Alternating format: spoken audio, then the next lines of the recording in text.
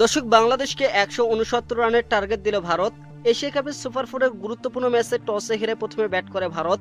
টুর্নামেন্টের শুরু থেকে অপরাজয় ভারত আজ ব্যাটিংয়ে নেমে ইনিংসের শুরুতে বেশ চাপে ছিল।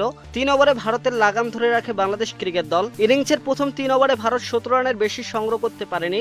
পরের ৩ ওভারে ঝড় তোলেন দুই ওপেনার অভিষেক শর্মা এবং শুভমান গিল। দর্শক, নাসুম আহমেদের করা চতুর্থ ওভারে ২১ রান আদায় করে ভারত। পঞ্চম ওভারে মুস্তাফিজুর রহমান খরচ করেন ১৭ রান। ষষ্ঠ ওভারে সাইফুদ্দিন ১৭ রান খরচ করেন।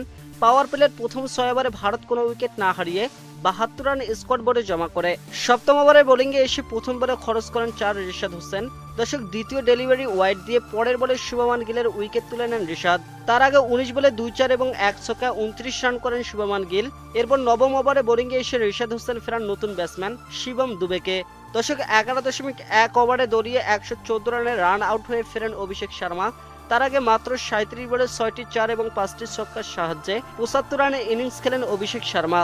দর্শক, তাকে রান আউটের ফাঁদে ফেলেন cutter master Mustafizur Rahman. Abhishek Sharma out হওয়ার পর থেকে বেশ চাপে পড়ে যায় ভারত।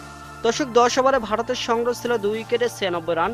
খেলার এমন অবস্থায় মনে হয়েছিল যে স্কোর হয়তো ২০০ ছাড়িয়ে যাবে, তবে বাংলাদেশ এরপর ভারতের লাগাম টেনে ধরতে সক্ষম হয়। ১২তম ওভারে মাত্র ২ রান খরচ করে মুস্তাফিজুর রহমান ভারতীয় ওপেনার অভিষেক শর্মা ও অধিনায়ক সূর্যকুমার যাদবকে আউট করেন। শেষ বলে আউট হওয়ার আগে হার্দিক পান্ডিয়া ২৯ বলে ৩৮ রান করেন। তার কারণে ভারত ২০ ওভারে ৬ উইকেট হারিয়ে ১৬৮ রান করতে সক্ষম হয়।